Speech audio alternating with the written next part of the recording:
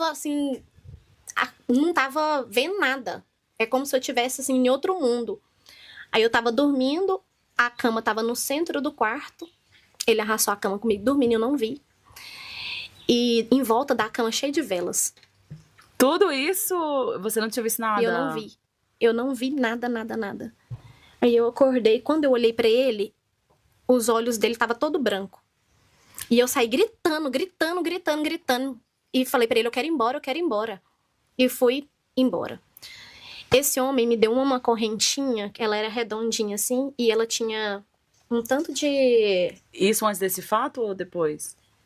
Antes de eu começar a trabalhar na casa dele, ele me deu uma correntinha que tinha umas pedrinhas vermelhas e no meio tinha um símbolo. E quando eu cheguei em casa com essa corrente, meu marido falou assim, tira esse trem do seu pescoço. Eu falei, não vou tirar não. Você não me dá presente, quando eu ganho presente, você ainda acha ruim? Desse jeito.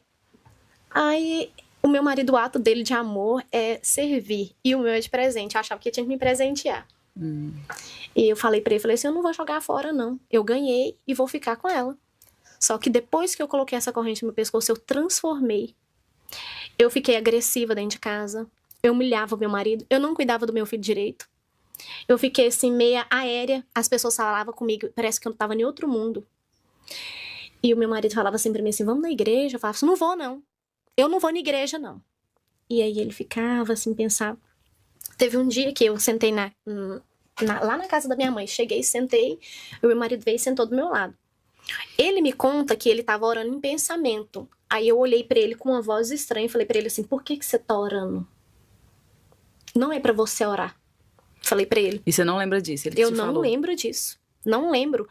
E aí ele começou, meu marido também não era cristão. Nessa época ele começou a buscar a Deus pra Deus me libertar.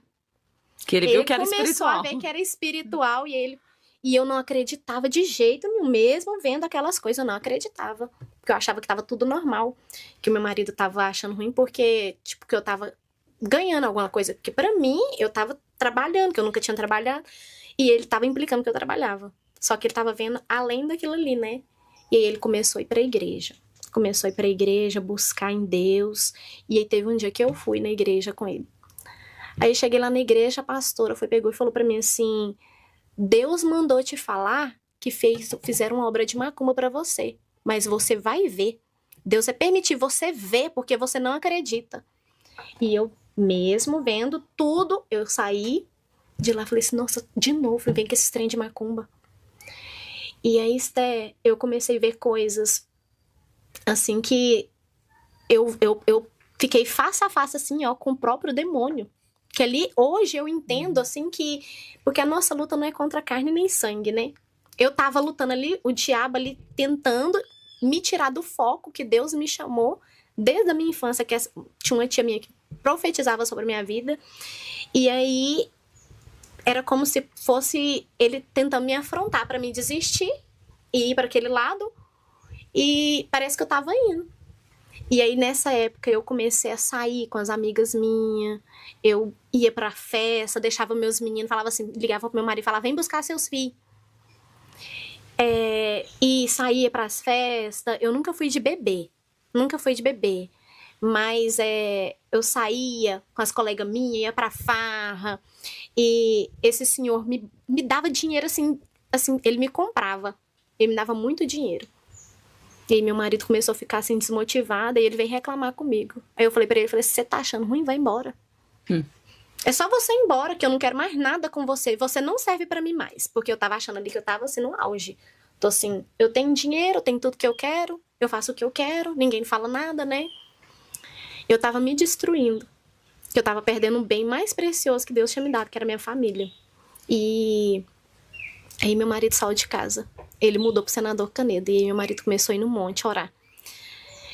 Meu cunhado apresentou pra ele um pessoal de uma igreja. E esses irmãos iam com ele todos os dias pro monte. Ele disse que quando era o horário dele ir pro monte, parece que era algo assim que dava um cansaço nele.